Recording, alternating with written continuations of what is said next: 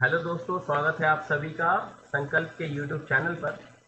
और आपको जानकर बहुत ज़्यादा खुशी होगी कि जैसा कि आप सभी को अभी पता है कि first year, second year, third year के दिल्ली विश्वविद्यालय के जो एग्ज़ाम्स हैं वो स्टार्ट हो चुके हैं। और ख़ासकर जो एसओएल के बच्चे हैं और जो नॉन के बच्चे हैं उनको सबसे ज़्यादा जो परेशानी वो इस बात की है कि काफ़ी लोगों के पास नोट्स अवेलेबल नहीं है और ना ही वो उन्होंने अपनी क्लासेस जो है सही तरीके से ना वो ले पाए हैं। तो मैं आपको बताना चाहूँगा दोस्तों कि जो फर्स्ट ईयर, सेकेंड ईयर और थर्ड ईयर की जो जो चैप्टर्स है या जो सिलेबस है, अब वो उनकी वीडियोस जो है वो संकल्प के पेज पे आप लोगों को प्रोवाइड कराई जाएगी, ताकि आप लोग उन्हें देखकर आसानी से अपनी जो एग्ज़ाम की तैयारी है वो ठीक प्रकार से कर सकें। संकल्प के चैनल पर आपको प्लेलिस्ट मिल जाएगी फर्स्ट ईयर की, सेकेंड ईयर की और थर्ड ईयर की, जहाँ पर आपको ढेर सारी वीडियोस मिलेगी जो कहीं ना कहीं आपके एग्ज़ाम में आपको बहुत ज़्यादा हेल्प करेगी, ताकि आप अच्छे से उनको पढ़कर देखकर अपने एग्ज़ाम्स को सही से लिख पाएँ। तो दोस्तों, आज जो वीडियो मैंने बनाई है वो थर्ड ईयर का एक टॉपिक है, प्रथम विश्व युद्ध, फर्स्ट वर्ल्ड वॉर, उससे रिलेटेड है और ये हिस्ट्री का टॉपिक है। और इसी वीडियो पर आज हम चर्चा करेंगे और इसी टॉपिक पे सॉरी हम चर्चा करेंगे। तो चलिए आइए दोस्तों, हम शुरू करते हैं इस वीडियो को। तो जैसा कि मैंने आपको बताया, हमारा टॉपिक है प्रथम विश्व युद्ध। दोस्तों, प्रथम विश्व युद्ध के बारे में आप पहले से बहुत कुछ जानते हैं और मुझे पता है कि शायद बहुत ज़्यादा ही जानते हैं। ठीक है, तो आज यही हमारा टॉपिक है जिसको हम कवर अप करेंगे यहाँ पर। तो शुरू करते हैं। प्रथम विश्व युद्ध 1914 से 1918। स्विट्जरलैंड के विश्व प्रसिद्ध स्टैटिस्टिकल इंस्टीट्यूट के अनुसार पिछले 5000 वर्ष के मानव इतिहास में कुल 15,513 छोटे बड़े युद्ध लड़े गए हैं, जिनमें कुल अगर देखा जाए तो मात्र 4 अरब लोग जो है उसमें मारे जा चुके हैं। बहुत ज़्यादा संख्या हो चुकी है। इन 5000 वर्षों में मात्र 292 जो वर्ष हैं दोस्तों, वो क्या रहे हैं? शांतिपूर्ण रहे हैं। प्रथम विश्व युद्ध 1914 से 1918 तक चलने वाला यह युद्ध पहला ऐसा युद्ध था जो विश्वव्यापी एवं सबसे बड़े पैमाने पर लड़ा गया था। इसके परिणाम भी सबसे भयानक थे। इस युद्ध के अनेक छोटे बड़े कारण हैं, जिनमें से मुख्य कारण निम्नलिखित हैं। पहला, उग्र राष्ट्रवाद का होना। गुप्त संधियों की प्रथा, क्योंकि उस समय गुप्त समझौते बहुत ज्यादा हो रहे थे। त्रिगुट की स्थापना और त्रिमुख मैत्री संधि का होना। तो दोस्तों, अभी हम जो शुरुआत करने जा रहे हैं, पहले वो कारणों को पढ़ेंगे, क्योंकि इसमें बहुत सारे जो है कारण वो यहाँ पर दिए गए हैं। इसमें सैनिकवाद का होना, साम्राज्यवाद का होना, प्रेस की भूमिका, जो मीडिया का रोल था, और उस समय भीषण संकटों की लहर, क्योंकि एक के बाद एक बहुत सारे ऐसे कारण थे जिनकी वजह से प्रथम विश्व युद्ध अंजाम ले रहा था। और उस समय के तत्कालीन अहम कारण सराजेवो हत्याकांड और ऑस्ट्रिया की उसके प्रति क्या प्रतिक्रिया थी, ये हम यहाँ पर आज पढ़ेंगे दोस्तों। तो सबसे पहला जो हमारा पॉइंट है वो है उग्र राष्ट्रवाद का। तो चलिए आइए देखते हैं। यूरोप के इतिहास का 1815 से 1871 का जो काल है वो राष्ट्रीयता का, एकता का युग था, देशभक्ति का युग था इस समय। और इसी सिद्धांत के आधार पर यूरोप में उस समय नए नए राज्यों देशों का सृजन यानी निर्माण हुआ था। इनमें जर्मनी और इटली की एकता राष्ट्रीयता के सिद्धांत की महान विजय थी, क्योंकि इस समय जर्मनी और इटली जो थे वो उस समय कहीं ना कहीं इनमें देशभक्ति की भावना बहुत ज्यादा हो चुकी थी, जो सबसे बड़े पैमाने पर देखी गई। कहता है कि राष्ट्रीयता की विजय तो इस काल में अवश्य हुई, परंतु जिस ढंग से राष्ट्रीयता, देशभक्ति की भावना की इस समय विजय हुई, देशभक्ति की भावना जिस प्रकार से फैल रही थी, उससे यूरोप में नई नई समस्याओं का आगमन हो रहा था उस समय। 1815 में वियना में जो व्यवस्था, जो समझौता हुआ, उसका स्वरूप अंतर्राष्ट्रीय, उसका प्रभाव पूरे विश्व पर पड़ा। परंतु बिस्मार्क जो शासक था, उसके द्वारा जर्मनी का जो एकीकरण हुआ, उसने जिस प्रकार से जर्मनी को एक किया, उससे जर्मनी के अलावा अन्य लोगों की भावनाओं को भी ठेस पहुंची थी, जिस कारण वह जर्मनी से सदा असंतुष्ट यानी कि नाराज रहते थे। क्योंकि बिस्मार्क ने जिस प्रकार से जर्मनी को एक किया, उससे काफी लोग नाराज हो गए थे उसके तरीके से। उस समय फ्रांस से अल्सेस और लॉरेन के प्रदेश 1871 में छीन लिए गए थे। फ्रांस के दो जो भाग थे, एल्सेस और लॉरेन, वो छीन लिए गए 1871 में। इसके अलावा पर्शिया में पहले ही पोलैंड का बहुत बड़ा भाग शामिल कर लिया गया था। इटली की भी इस समय दशा खराब हो चुकी थी। डेल्मेशिया, ऑस्ट्रिया जैसे प्रदेश अब भी ऑस्ट्रिया के अधिकार में थे। 1871 में जर्मनी ने अपनी महान सैनिक शक्ति की बदौलत ऑस्ट्रिया और फ्रांस को हराकर यूरोपीय राजनीति में प्रमुख स्थान प्राप्त कर लिया था।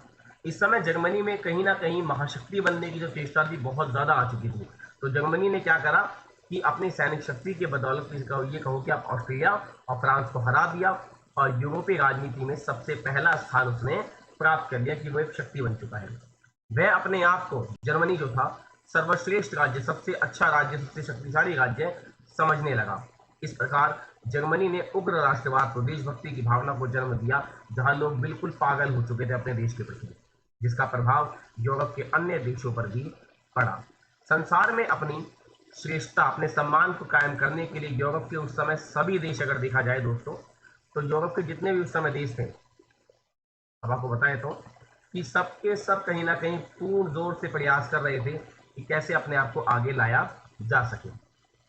तो कह रहा है कि उस समय संसार के जितने भी सभी देश थे वो सारे उतावले हो गए थे कि अपने आप को आगे आने के लिए।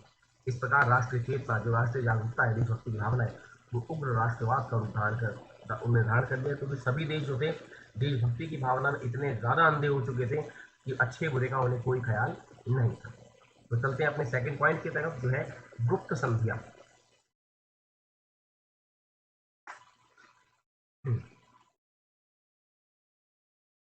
प्रथम विश्व युद्ध का एक महत्वपूर्ण कारण यूरोपीय राज्य के बीच गुप्त संधियां थी। यूरोपीय देशों के बीच इस समय गुप्त समझौते हो गए थे, जिसने यूरोप को उस समय दो विरोधी गुटों यानी ग्रुपों में बांट दिया था।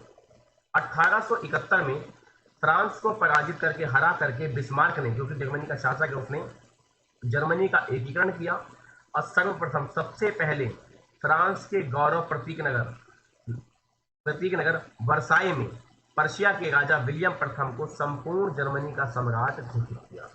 दोस्तों ध्यान से सुनना इस पॉइंट को।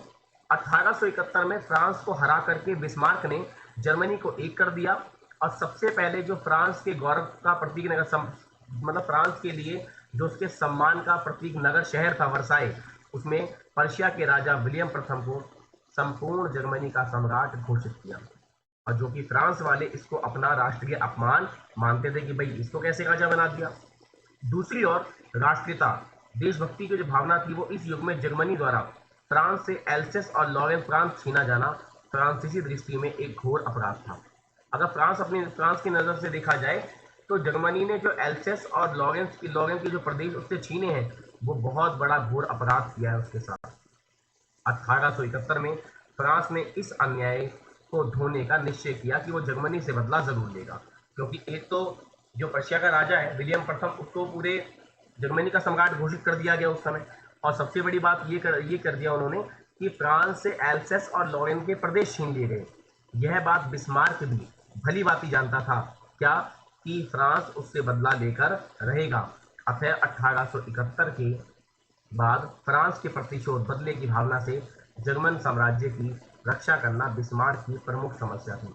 अब बिस्मार्क भी क्या चाह रहा है कि किसी भी तरीके से फ्रांस जो है वो उससे बदला लेगा, उसे पता है। तो इस समय बिस्मार्क का लक्ष्य है कि जर्मनी की रक्षा करना है, किसी भी तरीके से फ्रांस के उठने वाले हर एक कदम को रोकना है। फ्रांस अकेले जर्मनी की बराबरी नहीं कर सकता था। ऐसी स्थिति में अगर उसे जर्मनी से प्रतिशोध बदला लेना है तो अन्य देशों की मदद आवश्यक है।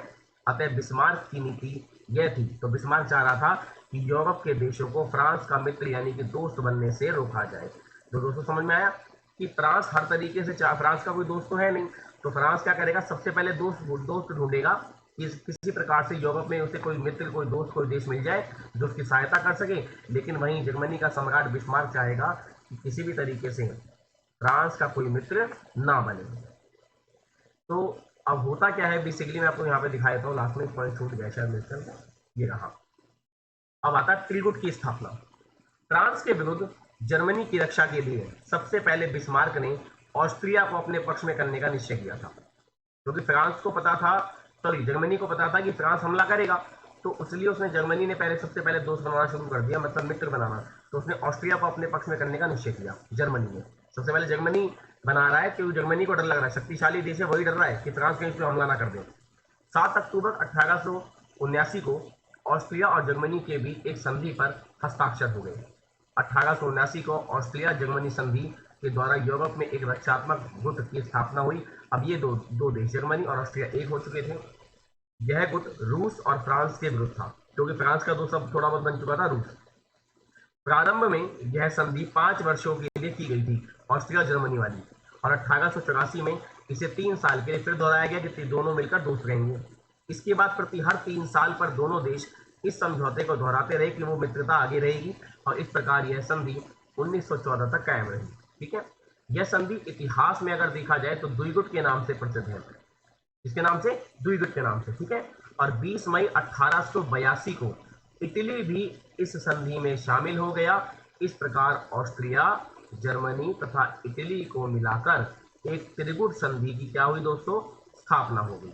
ठीक है, अब त्रिगुट का निर्माण बिस्मार्क की कूटनीति यानी कि चालाकी का फल था, जो कि जर्मनी ने बहुत चालाकी करी थी फ्रांस को रोकने के लिए, इसलिए उसने ऑस्ट्रिया को भी अपने पक्ष में ले लिया एक तरफ, और दूसरी तरफ देखा जाए तो कुछ समय बाद कौन आ गया, इटली भी उसकी तरफ आ गया। अब फ्रांस के साथ इस समय कौन है, केवल रूस है अगर देखा जाए तो, जिस कारण जर्मनी की स्थिति बहुत ही सुरक्षित तथा मजबूत हो गई थी। अब वो मन ही मन खुश हो रहा था कि उसे रोकने वाला इस समय कोई भी नहीं है। क्लियर हुआ? आगे बढ़ते हैं अगले पॉइंट की तरफ। अगला पॉइंट है त्रिमुख मैत्री संधि का होना। अब एक ग्रुप तो बन चुका था, जर्मनी, ऑस्ट्रिया और इटली का। अब अगला ग्रुप बनना बाकी था, क्योंकि युद्ध के लिए 2 ग्रुप होंगे, तभी जाकर विश्व बड़े पैमाने पर लड़ा जाएगा, तभी तो प्रथम विश्व कहलाया है।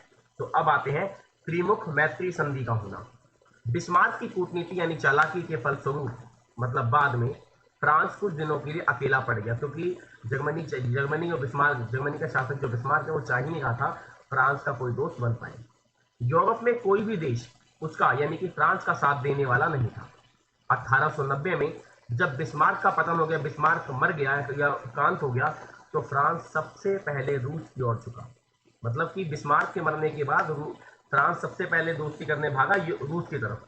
यूरोप के महान राज्यों देशों में रूस ही एक ऐसा था जो क्या कर सकता था, फ्रांस के साथ मैत्री, मित्रता, दोस्ती कर सकता था। धीरे धीरे फ्रांस ने अपनी कूटनीति चालाकी की बदौलत 27 दिसंबर 1893 को रूस के साथ एक संधि कर ली, क्योंकि इसको भी दोस्त की जरूरत थी। रूस और फ्रांस के बीच संधि समझौते होने के उपरांत यानी बाद जो द्विगुट की स्थापना हुई, वह एक क्रांतिकारी घटना थी, क्योंकि अब ग्रुप बनने की शुरुआत हो चुकी थी। और अब दोस्तों रूस अलग अकेला नहीं था, क्योंकि जर्मनी तो हर प्रयास करे बिस्मार्क ने कि किसी भी तरीके से फ्रांस का कोई दोस्त ना बने, लेकिन दोस्त उसने बना लिया। किसको बनाया? रूस को बनाया। इसके बाद, इसके फलस्वरूप यानी बात, फ्रांस के एकाकी जो अकेलेपन का जीवन था उसका अंत हो गया, क्योंकि उसे पूरे यूरोप में एक दोस्त मिल गया था यानी कि रूस। और यूरोप 2 गुटों में इस समय बट गया। तो पहला ग्रुप जो दोस्तों मैंने बताया आपको त्रिगुट वाला, त्रिगुट में मैंने आपको क्या बताया, त्रिगुट में मैंने बताया कि एक तरफ तो जर्मनी, ऑस्ट्रिया और इटली है, और दूसरी तरफ जब बिस्मार्क का पतन हो गया तो अब अगर देखा जाए तो इसके क्या नाम है, फ्रांस के साथ अब रूस भी मित्रता कर चुका है, तो ग्रुप बनने की शुरुआत हो चुकी है। इंग्लैंड जो था इस समय दोस्तों वो यूरोपीय गुटबंदियों से अलग था, अभी वो किसी ग्रुप में शामिल नहीं हुआ था इंग्लैंड। किंतु जब उसने देखा कि यूरोप के सभी देश, राज्य जो है आपस में समझौता कर रहे हैं, तो उसने अपने को अकेला देखा और उसने भी दूसरे राज्यों देशों के साथ गुटबंदी कर ली। उसने भी ग्रुप चाहिए तो उसने भी ग्रुप बनाने शुरू कर दिए। उसने जर्मनी के साथ समझौता करना चाहा, परंतु सफलता नहीं मिली। इसीलिए उसने 1902 में जापान, 1904 में फ्रांस और 1907 में रूस से क्या कर लिया, समझौता कर लिया, जिससे एक दूसरे त्रिगुट अर्थात त्रिमुख का जन्म हुआ। अब यहाँ पे अलग ही ग्रुप बन चुका है, क्योंकि अब रूस के साथ फ्रांस था। अब इंग्लैंड तो जा रहा था जर्मनी की तरफ, लेकिन उसने तो उसे ग्रुप में शामिल नहीं किया, तो इंग्लैंड अपने आप कहाँ चला गया, इंग्लैंड चला गया फ्रांस की टीम में। तो यानी कि अब इंग्लैंड, जापान, फ्रांस और दोस्तों हो गए हैं रूस। अब ये 4 देश एक तरफ हो चुके हैं, जिससे एक दूसरे त्रिगुट अर्थात त्रिमुख का जन्म हुआ। अब मैं आगे बताता हूं। इन सब नई गुटबंदियों, ग्रुपिज्म के परिणाम स्वरूप यानी कि बाद, संपूर्ण यूरोप 2 दलों में बट गया था। एक और तो इंग्लैंड, यहाँ पे ना एक और तो इंग्लैंड, फ्रांस, रूस और कौन है, जापान थे, और दूसरी ओर जर्मनी, ऑस्ट्रिया, टर्की भी इसमें शामिल हो गया और इटली भी शामिल हो चुके थे। दोनों ही दलों में शत्रुता यानी कि दुश्मनी थी, तथा दोनों ही गुट एक दूसरे को संदेह, शक और घृणा और द्वेषपूर्ण यानी कि बदले की भावना की दृष्टि से देखते थे। जिस कारण 1914 को का महायुद्ध आरंभ हुआ। क्लियर हुआ? आगे आते हैं अगले पॉइंट की तरफ, सैनिकवाद का होना, क्योंकि आपको पता है बिना सेना के कोई युद्ध नहीं लड़ा जाएगा, और हर देश जो अपने आप को शक्तिशाली बता रहा है वो अपनी सेना को कहीं ना कहीं किसी न किसी रूप से विकराल रूप यानी कि बड़े रूप में लेकर जरूर आएगा। तो बढ़ते हैं अपने अगले पॉइंट की तरफ, सैनिकवाद का होना। सैनिकवाद उग्र राष्ट्रीयता का परिणाम थी। सैनिकवाद की बदौलत ही कई देशों ने अपने आप को एक कहते हैं कि बहुत बड़े पैमाने पर आगे लेकर आ गए थे, क्योंकि इनमें भूख थी दूसरे देशों पर कब्जा करने की, उन्हें जीतने की। इसी के द्वारा जर्मनी यूरोप का सर्वश्रेष्ठ सबसे बड़ा राज्य यानी शक्तिशाली बन गया था। राष्ट्रों देशों के बीच हथियारबंदी की, हथियार बनाने की होड़, कंपटीशन इस युग की प्रमुख विशेषता थी। यानी यूरोप के हर देश सबसे ज्यादा हथियार बनाने जा रहे थे या बना रहे थे, क्योंकि सबको शक्तिशाली बनना था। कहते हैं कि यूरोप के इतिहास में 1871 से लेकर 1914 का काल अंतर्राष्ट्रीय अराजकता, अशांति के नाम से विख्यात है। कि इस समय 1871 से देखे जाए दोस्तों और 1914 के समय पूरे के पूरे विश्व में इस समय अशांति फैली हुई थी। इस युग की, इस समय की अगर विशेषता देखी जाए तो इस समय की जो विशेषता रही है वो ये थी कि यूरोप के जो सभी राष्ट्र हैं वो अपने को आधुनिकतम यानी कि नए अस्त्र शस्त्र हथियारों से लैस करने की का जी तोड़ प्रयास कर रहे थे। वो सभी चाह रहे थे कि उनके पास आधुनिकतम यानी कि बहुत ज्यादा नई तकनीक के हथियार क्या हो जाए, उनके पास आ जाए। 19वीं शताब्दी के यूरोपीय राष्ट्रों का विश्वास था कि राष्ट्रीय आकांक्षाओं की पूर्ति के लिए युद्ध एक आवश्यक साधन है। क्या 19वीं शताब्दी में इस समय जितने भी दोस्तों देश थे वो सब ये मानते थे कि अगर किसी भी देशों को अपनी इच्छाओं को पूरा करना है तो उसके लिए युद्ध एक रास्ता है। युद्ध लड़ो, जीतो और उनसे दूसरे देशों को छीन लो। ठीक है, और बिना इसके, बिना सेना के, बिना हथियारों के एक देश का उत्थान यानी कि विकास कठिन ही नहीं असंभव भी है। अतः युद्ध एक बुराई माना जाने लगा, क्योंकि सभी देश अपने स्वार्थ के लिए, अपने लालच के लिए युद्ध लड़ रहे थे। ये मानवता के लिए नहीं बल्कि एक दूसरे को नुकसान पहुंचाने के लिए युद्ध लड़ रहे थे, हथियारों के लिए। परंतु उस समय क्या हुआ कि युद्ध लड़ने के लिए कुछ सामग्री, कुछ आवश्यक यंत्रों की आवश्यकता होती थी। युद्ध में विजय प्राप्त करने के लिए यह आवश्यक है कि एक राष्ट्र अधिक शक्तिशाली हो और उसकी सेना आधुनिकतम यानी नए अस्त्र शस्त्र हथियारों से लैस रहे, तभी तो रण क्षेत्रों में, युद्ध भूमि में वह अपने शत्रु को पराजित कर सकता था। अतः 1871 के बाद यूरोपीय देशों में अपनी सैनिक शक्ति को बढ़ाने और सेना को आधुनिकतम नए अस्त्र शस्त्र हथियारों से लैस करने की एक होड़ मच गई। प्रत्येक देश, हर एक देश उस समय सेना में उन्नति के लिए पागल हो रहा था, सेना में आगे आने के लिए। भय से डर की उत्पत्ति होती है, और इसी स्थिति, क्योंकि एक देश डर रहा है दूसरे से, तो वो भी क्या करेगा, खत्म करने के लिए और हथियार बनाएगा। ठीक है, तो इसी स्थिति में उस सैनिकवाद का जन्म हुआ, जिस कारण संपूर्ण महाद्वीप में अराजकता, अशांति का वातावरण छा गया। क्योंकि जब ऐसा होता है, दोस्तों की दो देश आमने सामने हो और एक ज्यादा हथियार बनाएगा तो दूसरा भी डर के हमारे हथियार बनाएगा और अपनी सेना को बढ़ाएगा, तो डर से जो डर है उसकी उत्पत्ति होगी और डर होगा, अब वो अपनी सेना को बढ़ाएगा तो उससे सैनिकवाद बढ़ता चला गया। ठीक है, अब आगे आता है साम्राज्यवाद। साम्राज्यवाद का मतलब वैसे तो काफी बच्चों को पता है, मैं फिर भी बता देता हूँ। साम्राज्यवाद होता है कि दूसरे देशों पर कब्जा करने की होड़। जब कोई बड़ा देश किसी दूसरे देश को हड़प ले, उस पर कब्जा कर ले, तो वो नीति साम्राज्यवाद की कहलाती है। और इस समय यूरोप के देश पूरे यूरोप के छोटे छोटे देशों पर कब्जा कर रहे थे, इसी को साम्राज्यवाद कहते हैं। सब अपने आप को बड़ा बनाने के लिए एक दूसरे देशों को कब्जा कर रहे थे, अपने आप दूसरे देशों को अपने में मिला रहे थे। ठीक है, तो औद्योगिक क्रांति के कारण, औद्योगिक क्रांति जब मशीनी युग आ गया, तो उसके कारण यूरोपीय देशों के सामने व्यावसायिक यानी व्यापारिक माल की खपत, उसे यूज करने की और कारखानों के लिए कच्चे माल की प्राप्ति की समस्या उत्पन्न हुई। अब यूरोप में जब औद्योगिक क्रांति आ गई, सारा काम मशीनों से हो रहा था, तो व्यापारिक माल को यूज करना है, कारखानों के लिए कच्चा माल चाहिए, तो उसकी समस्या आ गई, कच्चा माल वगैरह आएगा कहाँ से। तो इसका हल यूरोप के देशों ने उन्हें साम्राज्य विस्तार में दिखाई दिया कि क्या करते हैं, छोटे छोटे देशों पे कब्जा कर लेते हैं और वहां पे क्या करें, कच्चा माल ले लेंगे और वहीं से कच्चा माल लूट कर वहीं दोबारा बेच देंगे बना करके।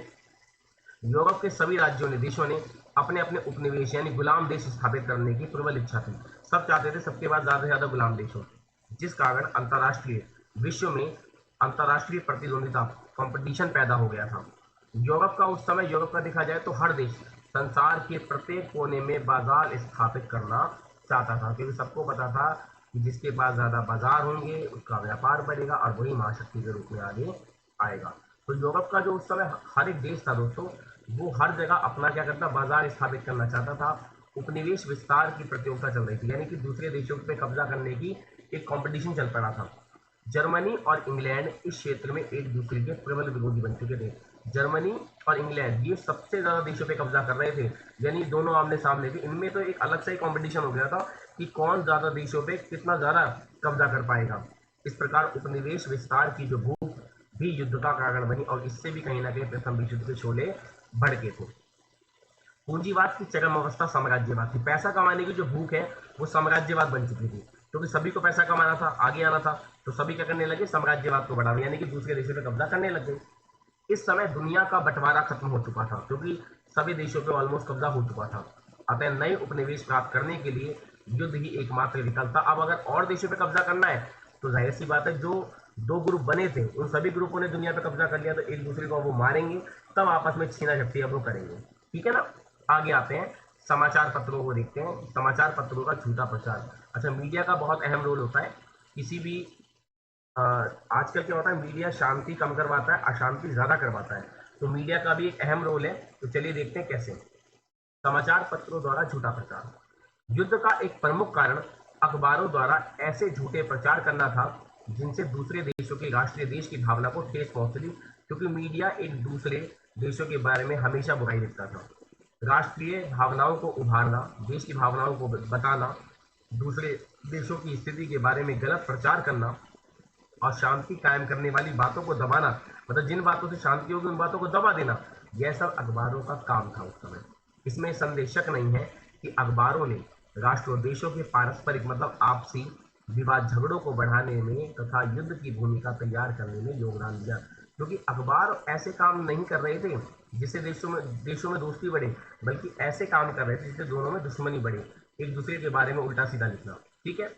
अब उस समय अगला पॉइंट आता है भीषण संकटों की लहर, क्योंकि उस समय कई सारे संकट चल रहे थे, छोटे मोटे झगड़े चल रहे थे, एक दूसरे देशों पे कब्जा किया जा रहा था, तो छोटी मोटी घटनाएं होनी शुरू हो चुकी थी। लेकिन अगर ये कोई भी इनमें से एक घटना उस समय बड़े पैमाने पर हो जाती तो प्रथम विश्व युद्ध उसी समय ही शुरू हो जाता। तो आइए देखते हैं कैसे। भीषण संकटों की लहर। सन 1905 से लेकर 1900 अगर देखा जाए 14 तक अंतर्राष्ट्रीय विश्व में संकटों की एक श्रृंखला सी बनी रही, मतलब संकट पे संकट आ रहे थे, जिसमें से कोई भी संकट उससे पहले ही प्रथम विश्व युद्ध के छिड़ जाने का कारण बन सकता था। अगर बड़े पैमाने पर यह संकट छिड़ता तो प्रथम विश्व युद्ध हो ही जाता, जबकि यह युद्ध वास्तव में थोड़ा विलंब देरी से शुरू हुआ। मतलब पहले हो सकता था लेकिन हुआ असल में ये थोड़ा देरी से शुरू हुआ। इसमें से दो गंभीर जो संकट है दोस्तों वो है 1905 और 1911 में मौरक्कियों के प्रश्न पर उपस्थित हुआ। मौरक्कियों के प्रश्न को लेकर 1905 से 11 के बीच में युद्ध हो सकता था। इसी तरह अगर देखा जाए तो ऑस्ट्रिया जो देश है वो बोस्निया और हर्जेगोविना पर अधिकार, क्योंकि इस समय जर्मनी ने अटैक करने कई देशों पे शुरू कर रखे थे, फ्रांस भी कर रहा था, तो एक के बाद एक कई सारी घटनाएं हो गई थी अचानक से। बुल्गारिया संकट आदि भी कम विस्फोटक नहीं थे इस समय। सन 1912 से 1913 में प्रथम व द्वितीय बाल्कन युद्धों ने, जो बाल्कन कंट्रीज में युद्ध हुए, उन्होंने तो 1914 के विश्व युद्ध की पृष्ठभूमि ही तैयार कर दी थी। और आगे देखते हैं उस समय के सबसे अहम तत्कालीन कारण जो प्रथम विश्व युद्ध के लिए जिम्मेदार है। सबसे पहले सराजेवो हत्याकांड। 28 जून 1914 को ऑस्ट्रिया के युवराज आर्कड्यूक फ्रांसिस फर्डिनेंड, ये नाम थोड़ा याद करने में आपको परेशानी होगी पर फिर भी देख लीजिए। 28 जून 1914 को ऑस्ट्रिया के युवराज जो थे आर्कड्यूक फ्रांसिस फर्डिनेंड तथा उसकी पत्नी बोस्निया की राजधानी सराजेवो का दौरा करने के लिए गए थे। वहां पर एक सर्ब क्रांतिकारी ने, मतलब सर्बिया के क्रांतिकारी व्यक्ति ने बम फेंककर उनकी हत्या कर दी। किनकी हत्या कर दी? फ्रांसिस फर्डिनेंड उनकी पत्नी की। ठीक है। तो जब उनकी हत्या कर दी तो अब वो ऑस्ट्रिया के थे, तो ऑस्ट्रिया का अब क्या मतलब क्या रिएक्शन मिलेगा वो देखो एक बार ध्यान से। अब ऑस्ट्रिया की प्रतिक्रिया तुरंत क्या आई?